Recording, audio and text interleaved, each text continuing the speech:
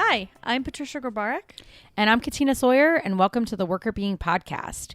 Today, Patricia has an article for us. So I am curious to learn more about what we're going to hear about today. Yeah, so today we're going to talk about micro breaks.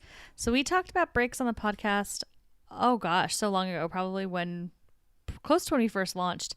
And this is kind of a follow-up on that. We're talking about micro breaks, so really short breaks, under 10 minutes, and what impacts it has on fatigue and vigor. Dun, dun, dun. Yeah. Vigor. Yeah. And it's all about different types of breaks. So like what kinds of breaks are good, what length of time is good. So it's pretty detailed. So I'm excited to share the results. That's awesome. That will be very exciting. Yeah. I am very excited to learn about micro breaks because I feel like it's actually harder to take micro breaks in some ways when you're working from home, like we've talked about before, and many people are working from home.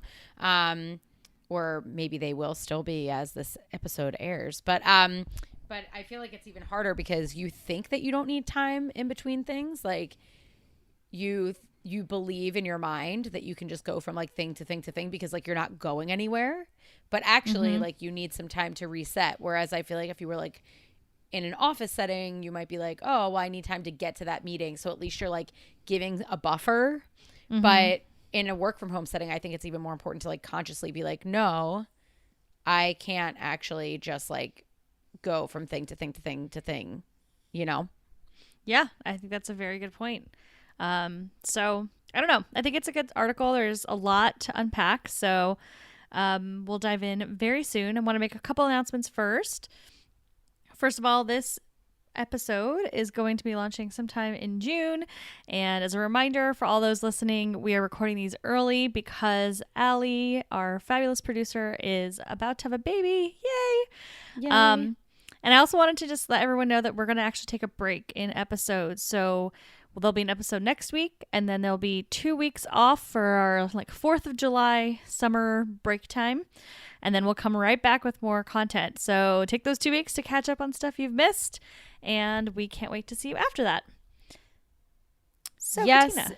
Yes, that will be a little break for us, but hopefully everyone is able to catch up on some relaxation as well. Yes.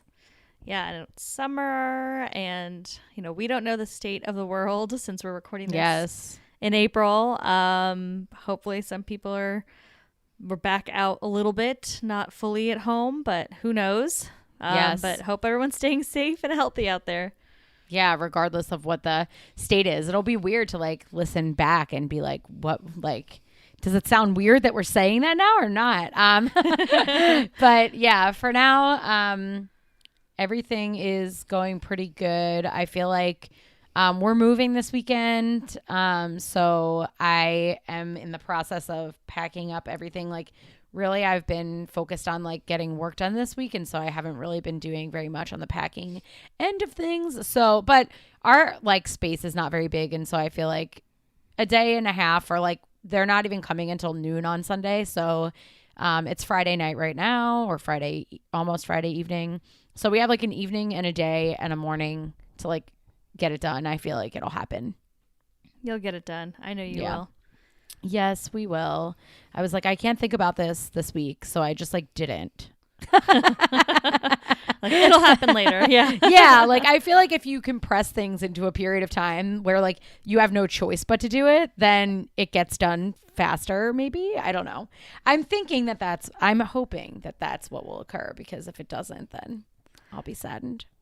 Well, I mean, worst case scenario, you have like a late night on Saturday. I think you'll be fine.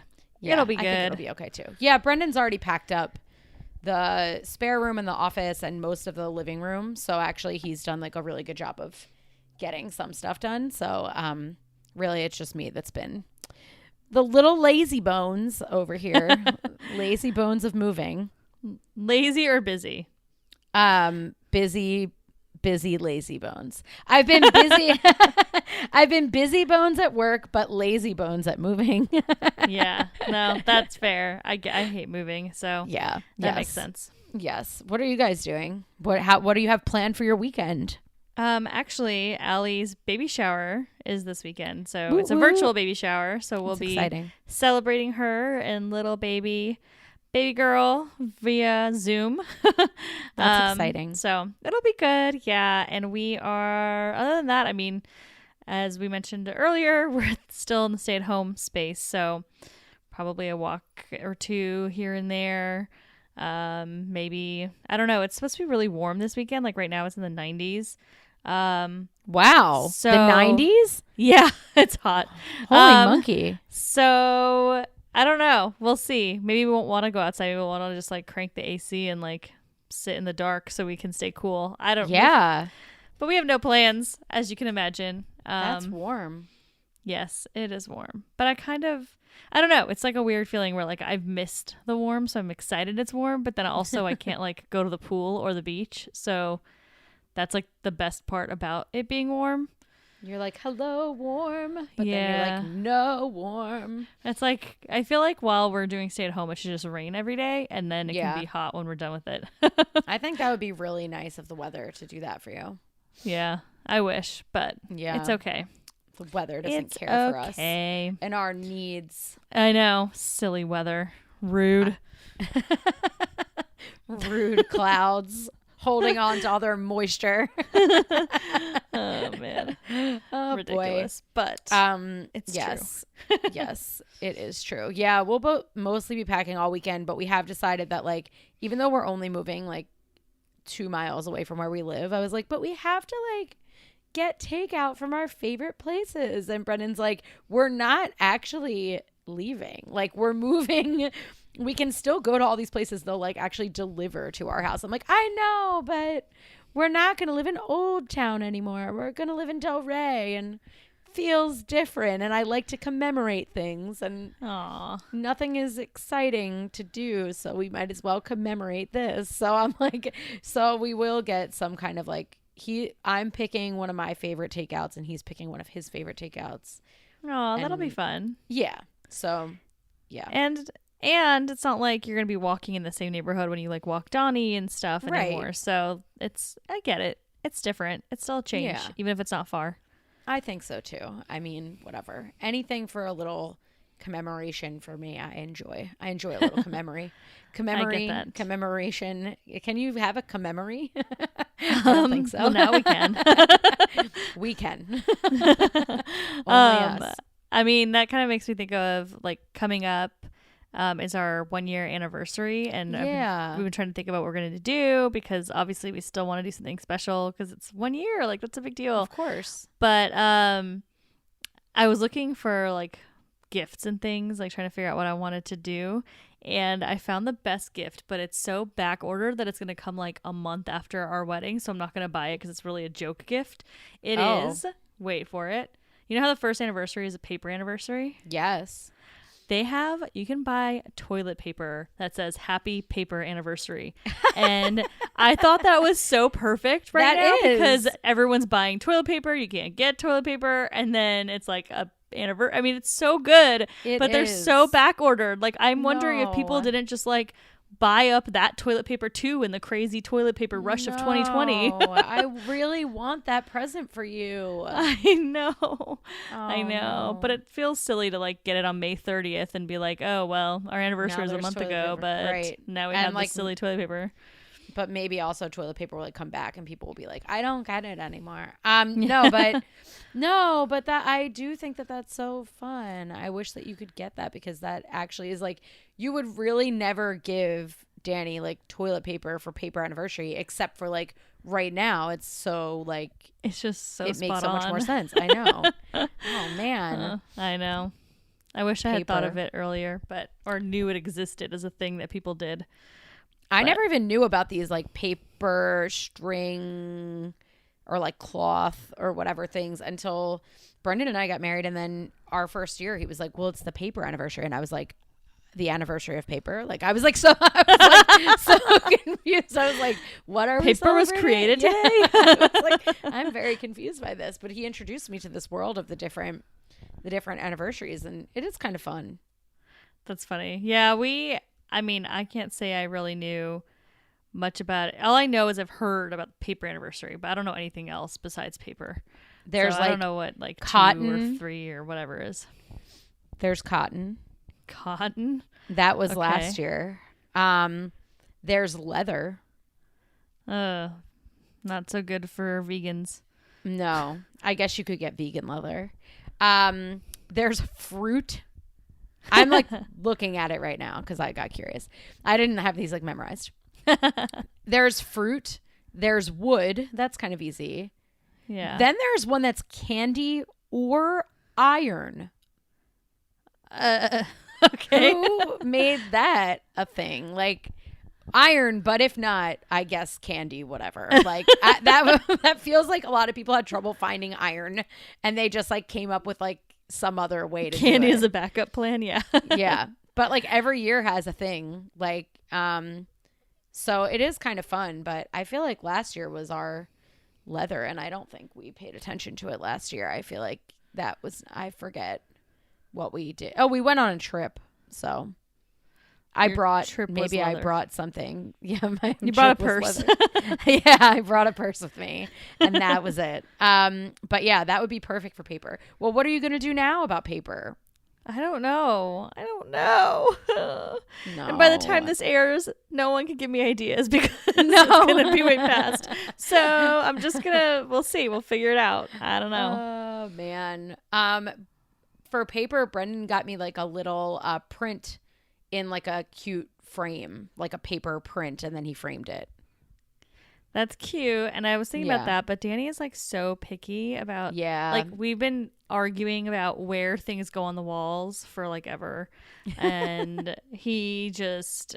It's a thing. So like anything like artsy or frames or pictures, I just won't even You touch can't. because I debated like making a printout like little album, like maybe that would be cute because Yeah. that he could. It's paper and it doesn't have to put up on a wall, but I don't know. Yeah. We'll see. We will Yeah. see. You will see. You'll figure it out. Well, I wish you the best in your paper endeavors. And Thanks. speaking of papers, you have Wow, that transition is great. whoa. Speaking of papers, you have a paper to share with us today, which is exciting. So, what is Oh, your good. paper and who wrote it? Okay, so my paper, the research paper that we're going to be talking about today, is called Examining the Interplay of Microbreak Durations and Activities for Employee Recovery, a Mixed Methods Investigation. And it was published this year, 2020, in the Journal of Occupational Health Psychology. And it was written by Andrew Bennett, Allison Gabriel, and Charles Calderwood. This is like my second Allie Gabriel paper that I've Yeah. done recently. So she's obviously a rock star. Big fan. Yes, we interviewed her, as many of you probably know, so we'll link to that again. But she's the best. This team is the best. They came up with a really cool study. Yay. And as I mentioned, it's all about micro breaks. So let me first talk about what micro breaks are and then talk about the way that they did the study because there's a couple of different things they did.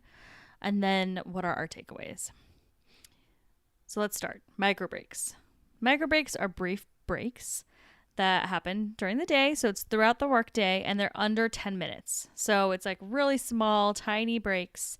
They're usually done when you're, quote, on the clock, not like a lunch break or something where you might clock in or clock out if you're hourly, or like one of those state or, designated breaks where, like, I know in California you have to have like certain number of breaks throughout the day, usually 15 to 30 minutes long, in addition to lunch. So it's not one of those breaks. It's like much, much, much shorter than that. Okay. So it's like just a little mini break that you would schedule for yourself. Correct. And Okay. yeah, sometimes they're scheduled. Most of the time they're not. Most of the time people are just taking them, as they go throughout the day. So really the goal of a micro break is just take a little brief break from the tasks that you're working on. And the goal that we're talking about here is using it as an opportunity to recover and replenish your resources. So things like helping you fix your fatigue, helping you feel more like engaged. And generally these types of breaks are often found to lead to good things. But a lot of times people aren't studying the length of the break and comparing that to the type of break too. So this study is cool because it looks at the length. So how long is this break and what are you doing on the break and what is the best combination of that length and activity. Okay, cool. So how long should the break be and what type of break is it? Yes, exactly. Awesome. So what are the different types of breaks that you could take?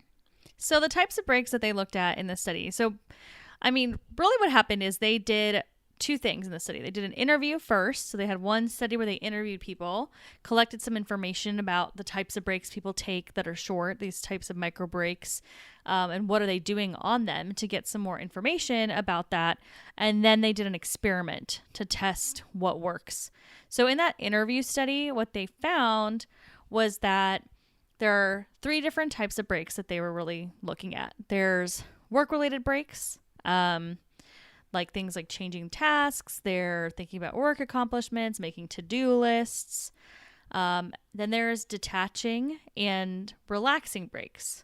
So relaxing breaks are things like stretching, meditating, maybe eating a snack. And then detaching breaks are things that gets you to stop thinking about work. So you're like taking a personal call, you're scrolling through Instagram, you're watching a YouTube video that somebody sent you, like those kinds of like completely spacing, getting your head away from work by doing something a little bit more engaging than the relaxing tasks. Okay. So you can take a work break where you're like actually just switching your tasks. You can relax yourself or you can do something that's a little more engaging. Exactly. Okay, awesome. And the last two would be not related to doing something that still is on task for work. So like the work related one seems like you're still doing work, but you're like doing something different that maybe you either enjoy more or like gives you a break from something more taxing. Right, exactly. So the non-work related ones, the detaching and relaxing, those ones are you're doing nothing to do with your work. The phone call you're taking is a personal call solely. Your mom is calling you because whatever. You are looking at something that has nothing to do with your work activity. If you're relaxing, you are stretching, you are meditating, you're taking a quick, lap around the office, but you're not talking about work. You're not doing anything related to work. It's very much separate from the work related break. Okay, cool. So what do they find is most impactful? So which of these breaks or how do they relate to well-being? Yeah, so there's a lot of depth into what they did, but I'm going to give you like the quick level summary and then we can dive in a little further. Cool. So with those three different types of breaks, they found that detaching was the best. Period. Hands down. Regardless of how much time you spend detaching, that's the best. And they looked at things. So to give some more context to start doing the deeper dive. So detaching is good. Better than relaxation. Better than doing anything work related. Okay. Overall. But what they actually did was after they did their interview and like learned that people do these three different types of breaks and, what they liked, what they didn't like. They asked a bunch of questions of people around, what are they, like, let's say on a typical day, how many breaks do you take? How long do your breaks last? When you take a break, what types of things are you doing? What do you think these breaks help you accomplish? And then people are talking about how it makes them feel, re-energized and some sort of recovery.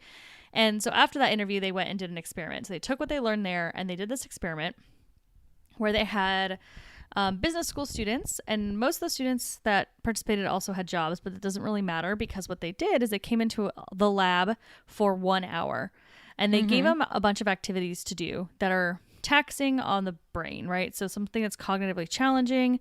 They had to do this activity. It's like an attention activity that they had to work really hard on. And then they were given breaks. And then the types of breaks they were given differed. They had the three different types of breaks, and they also differed in length.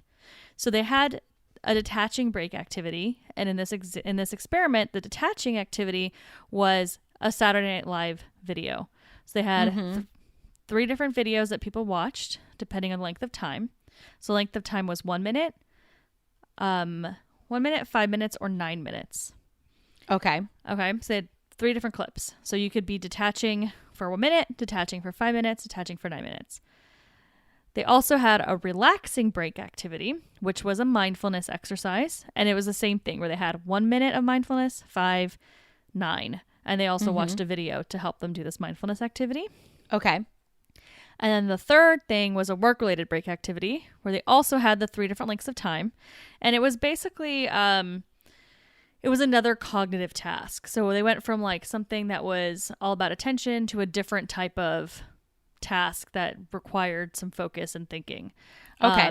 And you probably know what this is, but the Stroop color word conflict task. Yes. Yeah. So it's basically like you get different words in different colors, and the color doesn't always match the word, and you have to say them as quickly as you can. So that's obviously not easy if you see a color that's in a word that's in red, but it says green. Trying to identify what it says can be complicated for your brain. So those are the 3 different things. So it was SNL, it was a mindfulness meditation, and this cognitive task. And then they had different lengths of time, 1, 5, 9 minutes. Okay, awesome. Yes. I'm curious about one thing. I'm sure that they might have talked about it in the discussion, and maybe we can get into it in a little bit. I'm curious about the choice of like a Saturday Night Live clip, because like humor seems to be infused in that. Like I wonder if that's doing anything. I don't know if they ever addressed that, but that was like, I feel like that was an interesting choice. Yeah. I mean, I think you're right. I think humor probably has an impact. They, talked about the reason they chose it is because it's been used in other experiments around breaks and things. So it wasn't like they just randomly chose SNL. It was based in other work, and that's why they chose that. But I do agree, because one of the things they looked at was how much people enjoyed the break, and people enjoyed that one a lot more. Yeah, that makes sense. But that's because it's funny. I'm laughing at something, right? So, right. Yeah. So I think that there's probably something to be said about that.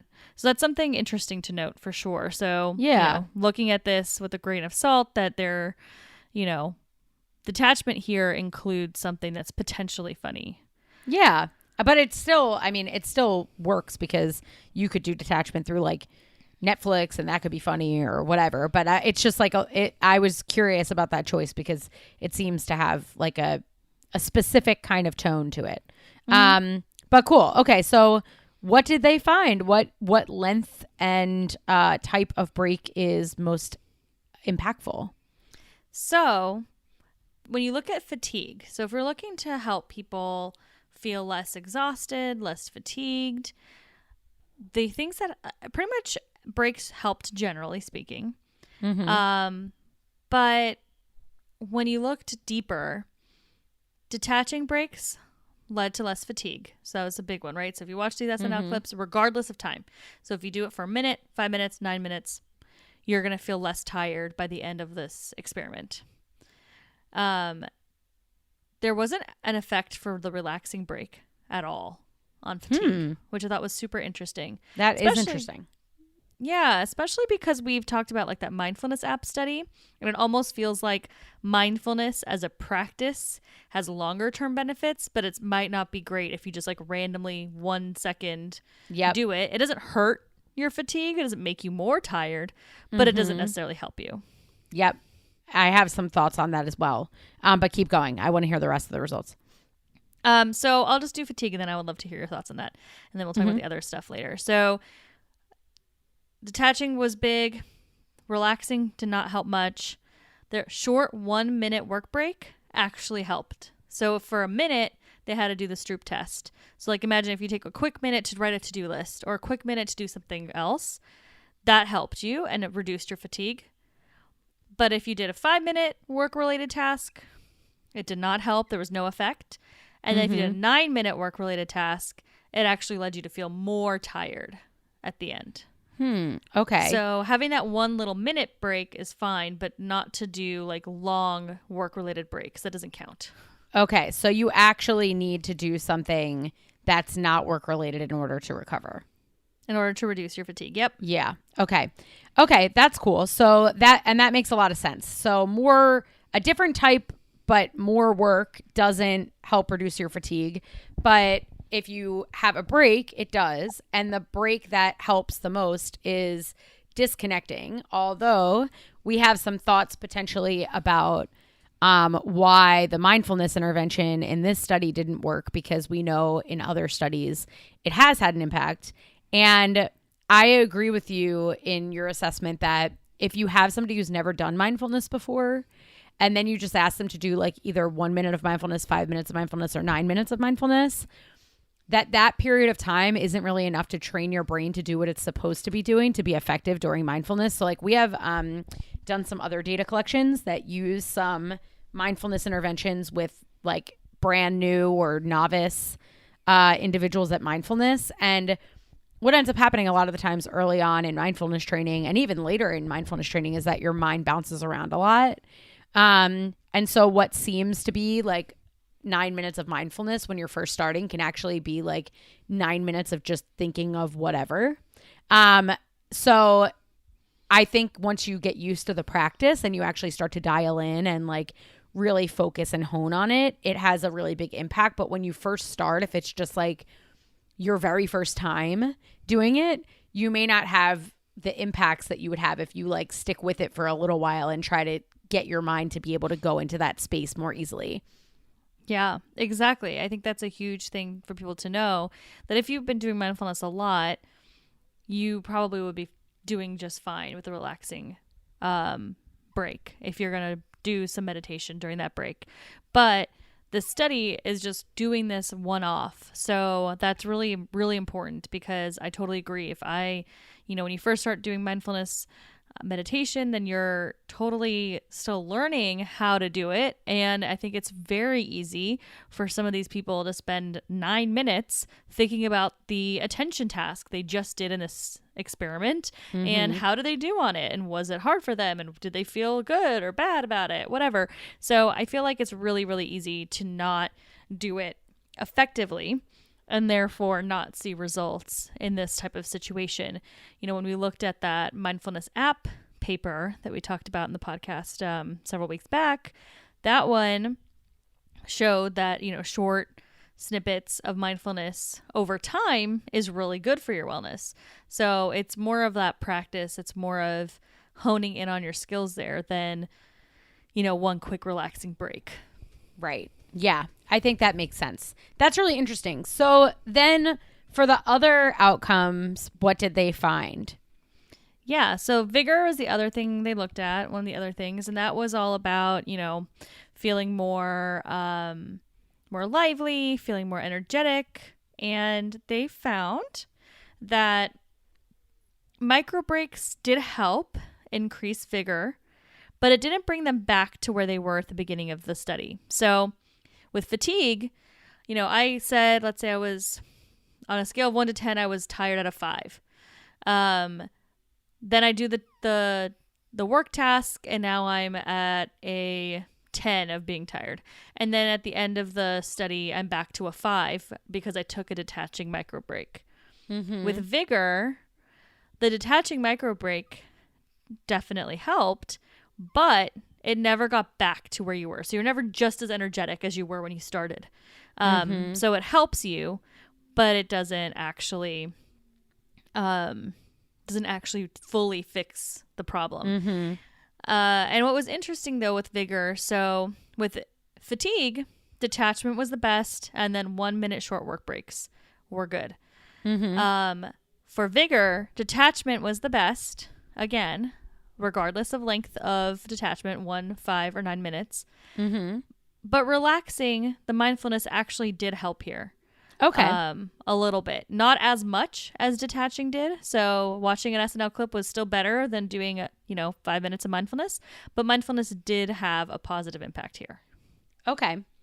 Cool. So it sounds like if you want to give yourself kind of more energy or replenish your energy, that taking a pause and relaxing might have some benefit. But if you actually want to like decrease your tiredness, it's not going to work to like reverse something bad, but it might help to promote something good. But overall, if you want to do both, detaching seems to be your best bet. Yep, exactly. Detaching is just time and time again the best one. They also asked people like at the end of the study, how do they feel? Do they feel like they were detached? Do they feel relaxed? Do they enjoy the breaks? And what they found there was that both with detaching and with the mindfulness activity, people felt like they were detaching. They were like, yeah, I felt like I was able to detach from the task during that time.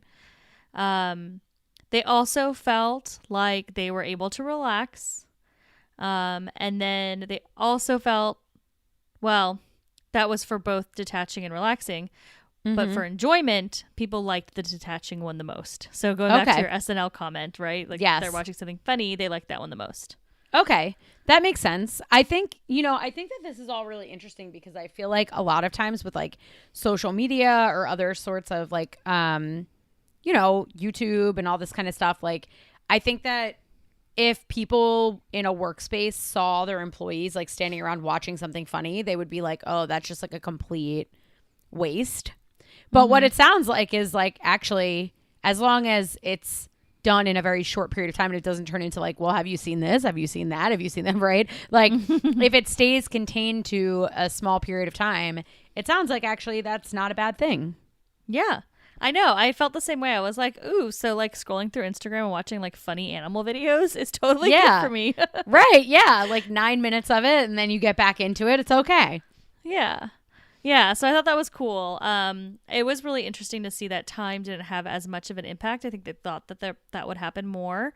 But really, any of these little breaks were helpful when it came to the detaching and relaxing side of things. And then for the work break, the shorter the better. That's what it really came down to. Okay, that makes sense. Something that I think is interesting about this too is that like, you might want to plan. So this is really funny, but I work with this collaborator who I really enjoy working with. And she's in Boston, so we always meet virtually. And if we've been like working on something for a while, she'll be like, and we're getting stuck, like writing something or thinking about something. Every time that happens, she'll be like, okay, we need to take 5 minutes and look at something fun. And she'll like send through a clip and be like, have you seen this like show? Like, look at this clip or like whatever. And every time she does it, I'm always like, obviously I enjoy whatever she sends, but I always think like, I wonder if this is actually like helping us think of something else or not. And not that it necessarily promotes a new idea because that's not what the study looked at. But I think her sentiment is actually, it's funny that her sentiment is like research based in a sense now. I realize because like, that's generally what she'll do if we're feeling like bogged down. And I think a lot of times it's not just that you're feeling bogged down in the sense that like you can't think of it. It's just that like you've been thinking for a really long time and your brain is like done with thinking in that moment. So she always does that. She's done that since we started working together like 5 years ago, that she'll be like, okay, time for something funny. Like one of her neighbors keeps posting like funny pictures of herself during quarantine. So she like every hour or so, she'll be like, time for a picture break. And she'll like send it through in the chat and we'll like talk for like 5 minutes or whatever. But I think it's kind of funny because there's something to that idea, right? That if you're feeling cognitively overloaded, looking at something entertaining can actually be useful. Yeah. I mean, she knew about this before the study even came out. Yes, it's true. Very intuitive. Yeah. I'll have to tell her. She's got a research brain, obviously. I mean, she's doing research with you, but you know what I mean? But I'll have to tell her because she's always like, you know me, this is how I like to deal with getting stuck is like, look at something entertaining. I'm going to have to tell her. Research shows it's a good idea. Yeah. That's so funny. That's really interesting. But yeah, I mean, it does work. And I think to your point, like my main takeaways are if you are feeling really tired, if you're starting to like get to a breaking point with work where you're just like, I need something, like it's okay to take, a break. These micro breaks are less than 10 minutes, 1, 5, 9 minutes, all those worked. So take a little teeny bit of time, even if you have to, 3 minutes, whatever it is, and watch that funny video you've been putting off, or look at the text that your friend sent with some like cute puppy picture or whatever. That's totally cool. And it's going to help you in the long run. So don't feel bad about those breaks, I guess, is the message from an employee perspective. For a leader, I think it's, to your point, Katina, important to not get upset if you see someone like on their phone on Instagram watching something funny, or looking at YouTube or whatever, as long as obviously it doesn't become a huge problem where they're doing it constantly. But if people are getting their work done and they're generally working most of the time, it's really normal for people to take pauses and breaks, and it's actually helpful if they do. And it's even more helpful if they do it in a way where they're completely not thinking about work. They're thinking about that silly, video clip or animal or whatever. Yeah. More so than, doing another work task. Yeah. I feel like you could even like promote like today's like daily smile or something, like, like send something through that encourages people, like, oh, at some point today, take a look at this, it made me smile or whatever. Obviously like keeping everything very work appropriate, but like, but that could be an interesting practice, I think, to, engender that idea of like, it's okay to, take 10 minutes and look at something, as long as you're not looking at stuff all day long and your work's getting done. Like we always talk about, like if it's not causing a performance problem, then yeah, like people can let their minds rest for a second. And sometimes that is what you need, right? Is just to like give yourself a minute, because when you've been looking at something, you've been like mired in something for so long, and then you walk away from it and come back. Sometimes you're like, oh, okay, now I get what needs to happen. Like it's just like your brain can get like, oh, like, what am I saying? What am I supposed to be like? What is this sentence supposed to be? Or how am I supposed to work on this project? Like, what's the next move? What's a good idea? What's not a good idea? You can get so like mired in all of that, I think, that if you have an opportunity to sort of walk away, and then I find sometimes when you walk away from something and come back to it, it's just that your mind didn't want to think about it in that moment. It needed a second. And then when you come back to it, your brain's like, okay, now I get it. And all of a sudden you're like, I solved it. Good work. It's done. So I think that makes a lot of sense. Yeah, totally. I totally agree with you. I even think about like the example of when you say like one word over and over again and it just ends up sounding really weird. Like, yes. I feel like that's what happens with your brain when you're in a task or in a project, you're working super hard on it, or you're really focused, and then all of a sudden everything just turns to gibberish and you're like, I can't do this. What is happening? Look. I know.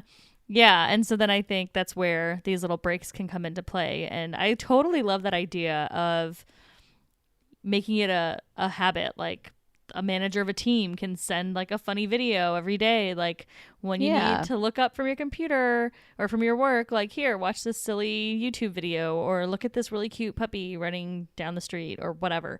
Right. I think that there's a lot you could do there. And I even was thinking about this because as you were talking, I was thinking about Teams. Like we use Microsoft Teams at Infor, and it has like a GIF functionality that's like way more robust than other things that we've been using. Like we used Skype before Teams, and right. The functionality in Teams, there's a lot more stuff like memes and GIFs and whatever. And I feel like we frequently get into these like silly little GIF wars for like a couple minutes. Like we're talking, IMing about a work thing, and then all of a sudden we're sending like these silly GIFs, and then you just like kind of laugh, and then you go on, and like that's a awesome break, and making other people take a break where you can just watch these funny little things,